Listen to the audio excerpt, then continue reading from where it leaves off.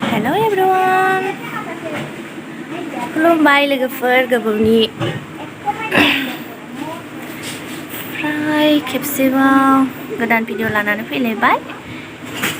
बिराद गोबाव जाबायमोन जों इउट्युबावहा भिडिअ आगारिया। दिनै जोंहा बे चेनेल दं होननानै गोसोखांनानैहा आगारफिननोसै आरो।